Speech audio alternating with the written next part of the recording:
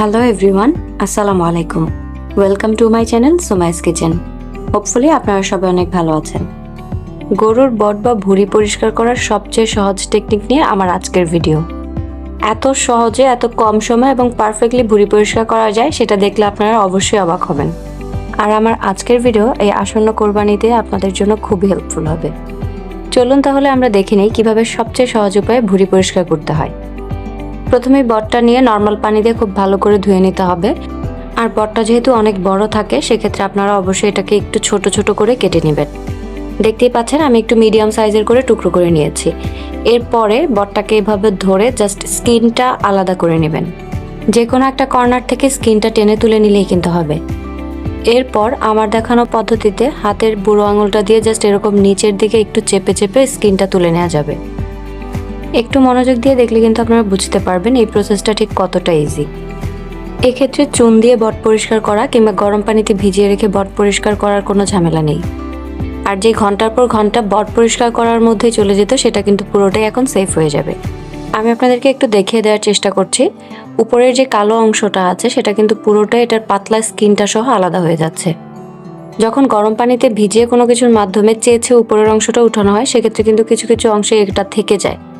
আর আপনি যদি এই পদ্ধতিতে পুরোটা পাতলা স্কিন কালো অংশটার সাথে উঠিয়ে ফেলতে পারেন সেক্ষেত্রে কিন্তু বটের গায়ে কোনোভাবেই কিছু লেগে থাকার কোনো চান্স নেই।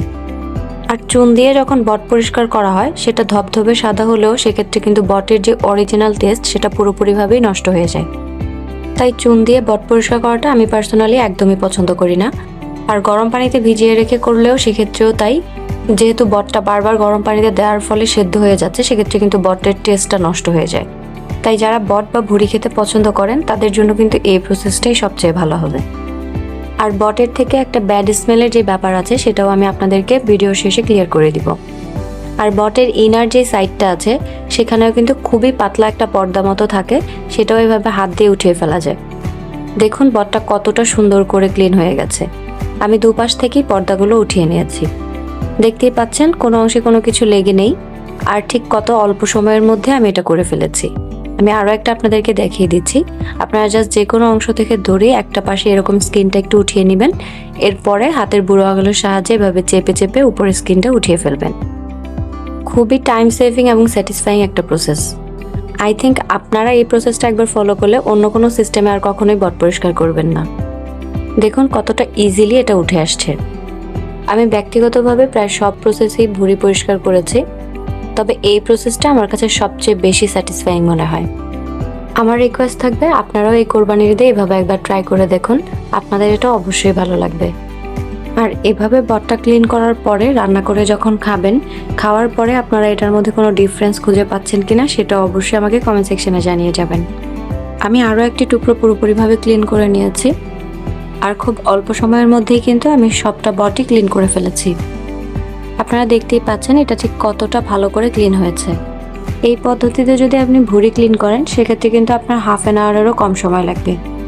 আমি সবগুলো টুকরোই আপনাদেরকে একবার করে দেখিয়ে দেওয়ার চেষ্টা করেছি। আই থিঙ্ক আপনারা বুঝতে পেরেছেন এই প্রসেসটা ঠিক কতটা কাজের। এইভাবে ক্লিন করে নেওয়ার পর আপনারা জাস্ট আপনাদের পছন্দ মতো সাইজ অনুযায়ী টুকরো করে কেটে নেবেন। দেখুন আমি এখানে সবগুলো টুকরো টুকরো করে কেটে নিয়েছি। কেটে নেওয়ার পর একদম ফুটন্ত গরম পানি আমি এর মধ্যে ঢেলে দিব। গরম পানিটা দেওয়া জাস্ট এটা একটা ধোয়ার প্রসেসের মধ্যে পড়ে। এরকম ফুটন্ত গরম পানিটা ঢেলে আমি জাস্ট 5 মিনিট পর্যন্ত এটার মধ্যে চুবিয়ে রাখবো, এর বেশি সময় নয়। অনেকে এই পর্যায়ে এটাকে চুলায় দিয়ে অনেকক্ষণ পর্যন্ত সেদ্ধ করে ব্যাড স্মেল দূর করার জন্য, বাট এতে কিন্তু ওই একই হয় যে ভুঁড়ির যে অ্যাকচুয়াল টেস্ট থাকে সেটা কিন্তু নষ্ট হয়ে যায়।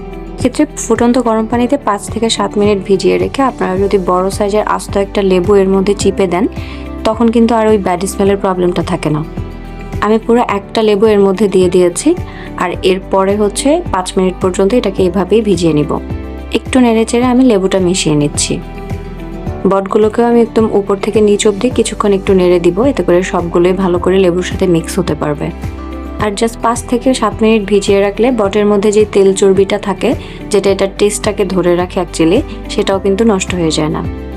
তাই আপনারা এটাকে ডিরেক্টলি চুলায় সেদ্ধ না করে ধোয়ার সময় এই প্রসেসটা মেনটেন করতে পারেন।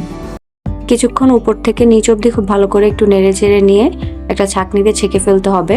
আর এরপরে আবারও ঠান্ডা পানি দিয়ে খুব ভালো করে ধুয়ে তারপরে রান্না করতে হবে। হোপফুলি আমার আজকের ভিডিওটা আপনাদের কাছে ভালো লেগেছে। ভিডিওটির ব্যাপারে অবশ্যই কমেন্ট সেকশনে এসে আপনার ফিডব্যাক জানাবেন। দেখা হবে আবার নতুন কোনো রেসিপি নিয়ে। আল্লাহ হাফিজ।